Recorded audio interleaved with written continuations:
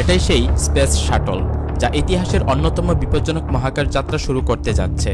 উড্ডয়নের সঙ্গে সঙ্গেই এর ডান দিকের ইঞ্জিন থেকে জ্বালানি লিক হতে শুরু করে মাত্র 5 সেকেন্ডের পর একটি বৈদ্যুতিক সমস্যা ঘটে, যার ফলে ইঞ্জিন নিয়ন্ত্রণ কম্পিউটারগুলো বন্ধ হয়ে যায়।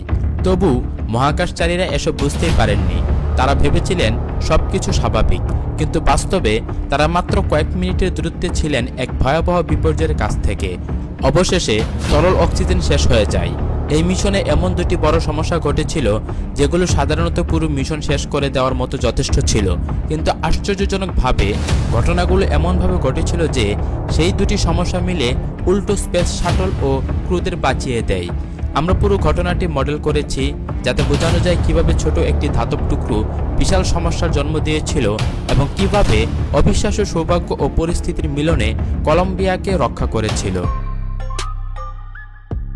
এই যাত্রায় শাটলটি বহন করছিল চন্দ্রা অবজারভেটরি টেলিস্কোপ, যা ছিল শাটলের ইতিহাসে সবচেয়ে বড় ও ভারী বস্তু। এর ফলে মিশনটি শাটলের নির্ধারিত ওজন সীমার বাইরে চলে যায়। ওজন কমানোর জন্য ক্রু সংখ্যা কমিয়ে 5 জন করা হয়। একটি হালকা এক্সটার্নাল ট্যাঙ্ক ব্যবহার করা হয় এবং 3টি প্রধান ইঞ্জিনও বদলে হালকা ইঞ্জিন লাগানো হয়। এর মধ্যে একটি ইঞ্জিন ছিল ইঞ্জিন 2019, যা আগে 18টি মিশনে ব্যবহৃত হয়েছিল, অর্থাৎ এটি ছিল সবচেয়ে বেশি ব্যবহৃত ইঞ্জিনগুলোর একটি। দীর্ঘ ব্যবহারে এর কিছু লিকুইড অক্সিজেন পোস্টে সূক্ষ্ম ফাটল ধরা পড়ে। এই পোস্টগুলি অক্সিজেনকে কম্বাসন চেম্বারে পাঠায়। যদি এর একটি মাঝ ফ্লাইটে ভেঙে যেত তাহলে ইঞ্জিন সম্পূর্ণরূপে ধ্বংস হয়ে যেত। নাসা তখন এগুলো পরিবর্তন না করে বরং ছোট ধাতব পিন দিয়ে বন্ধ করে দেয়, যেন তরল অক্সিজেন সেগুলোর ভিতর দিয়ে যেতে না পারে। এটি ছিল নাসার প্রচলিত পদ্ধতি, এতে সময় বাঁচত। কিন্তু যখন কলম্বিয়া ইঞ্জিন জ্বালায়, একটি পিন ঢিলে হয়ে ছিটকে কম্বাসন চেম্বারের ভেতরে চলে যায়। প্রায় 30 মিটার প্রতি সেকেন্ড গতিতে পিনটি চেম্বারের দেয়ালে লেগে ইঞ্জিন নুজলে ছিদ্র করে ফেলে। এই নুজলটি 1000-এরও বেশি পাতলা টিউব দিয়ে তৈরি, যেগুলোর মধ্য দিয়ে তরল হাইড্রোজেন প্রবাহিত হয় নুজলকে ঠান্ডা রাখতে। কিন্তু সেই পিন 3টি টিউব ফাটিয়ে দেয় আর সেখান থেকে হাইড্রোজেন লিক হতে থাকে। আর মাত্র 2টি টিউব ক্ষতিগ্রস্ত হলে পুরো নুজল গলে যেত এবং শাটল সম্পূর্ণরূপে ধ্বংস হয়ে যেত। সবকিছুই ঘটছিল, কিন্তু কোনো সেন্সরি লিক শনাক্ত করতে পারেনি। তবে সেন্সর বুঝেছিল যে চেম্বারের চাপ কমে গেছে, কারণ কম হাইড্রোজেন পুড়ছিল। এটি ঠিক করতে অনবোর্ড কম্পিউটার স্বয়ংক্রিয়ভাবে আরও বেশি অক্সিজেন পাম্প করতে শুরু করে। ফলে চেম্বারের চাপ ঠিক থাকলেও শাটল এখন অতিরিক্ত দ্রুত গতিতে অক্সিজেন ব্যবহার করছিল। এভাবে চললে অক্সিজেন অরবিটে পৌঁছানোর আগেই শেষ হয়ে যেত। কিন্তু ভাগ্য আবারও সাহায্য করে।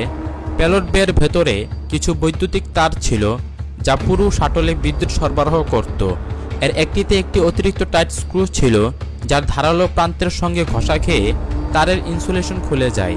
ফলাফল, উড্ডয়নের মাত্র 5 সেকেন্ড পর সেই তার শর্ট সার্কিট করে এবং অনেক সিস্টেম বন্ধ হয়ে যায়।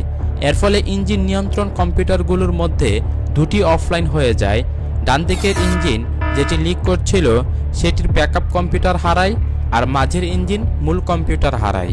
এটি দেখতে খারাপ লাগলেও আসলে এই ঘটনাই শাটলকে রক্ষা করেছিল, কারণ সাধারণ অবস্থায় 2 কম্পিউটার একসাথে কাজ করে এবং সেন্সরের ডেটা গড় হিসেব নেয়। কিন্তু ব্যাকআপ কম্পিউটারটির সেন্সর ভুলক্রমে চাপ অনেক বেশি দেখাচ্ছিল। মূল কম্পিউটার বন্ধ থাকায় সেটি একা সিদ্ধান্ত নেয় যে চাপ কমাতে হবে। ফলে মাঝের ইঞ্জিন অক্সিজেন কম ব্যবহার করতে শুরু করে। অন্যদিকে ডান দিকের ইঞ্জিন অতিরিক্ত অক্সিজেন ব্যবহার করছিল। ফলে 2 বিপরীত সমস্যা একটি ভারসাম্য তৈরি করে ফেলে। যদি এই বৈদ্যুতিক সমস্যা না ঘটত তাহলে পুরো শাটল অক্সিজেন শেষ হয়ে ধ্বংস হয়ে যেত। সবকিছু মিলিয়ে শাটল অরবিটে পৌঁছায় মাত্র 5 মিটার প্রতি সেকেন্ড কম গতিতে।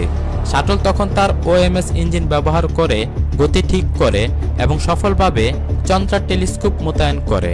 মূল ইঞ্জিন আর ব্যবহার করার দরকার পড়েনি এবং কলম্বিয়া ও তার ক্রুরা নিরাপদে পৃথিবীতে ফিরে আসে। তো এই ছিল আজকের ভিডিও। আশা করি সকলের ভিডিওটি ভালো লাগে। যদি ভালো লাগে অবশ্যই চ্যানেলটিকে সাবস্ক্রাইব করতে ভুলবে না। সো দেখা হবে পরবর্তী ভিডিওতে। Bye bye.